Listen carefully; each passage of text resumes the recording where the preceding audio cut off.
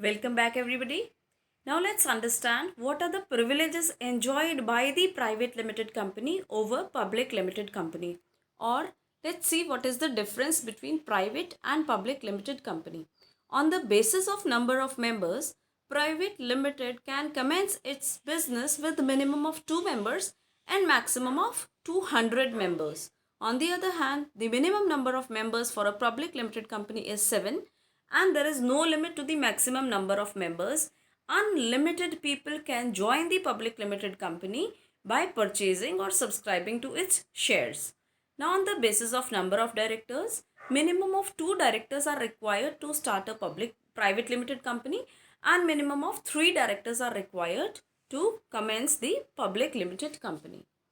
Now, about the open invitation to general public to prescribe or to purchase the shares through the stock market. On the basis of this, in a private limited company, it does not give invite to general public to subscribe to its shares or debentures and public deposits.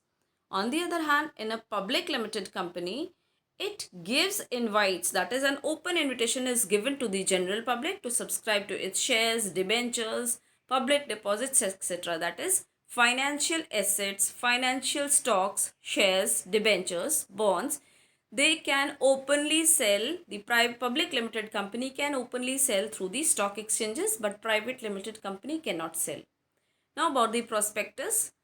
For a private company, there is no need to issue a prospectus, but for a public limited company, it is compulsory to issue a prospectus or statement on behalf of prospectus, which is called statement in lieu of prospectus.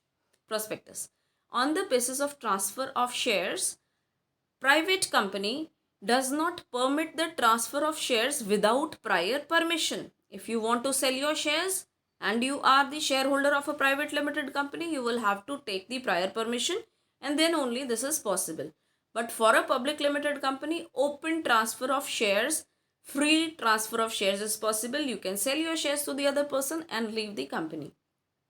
On the basis of statutory meetings and the reports, statutory meetings are conducted by the companies once in a year, but for a private company, there is no compulsion of holding such statutory meeting or filing of the statutory report. On the other hand, for a public company, it's compulsory. It needs to hold a statutory meeting and must file the statutory report also. On the basis of index of members, that is the details of the members of the company. For a private limited company, there is no compulsion to maintain the index or the details of the members. But for a public limited company, it's compulsory, it is mandatory to maintain the index of members.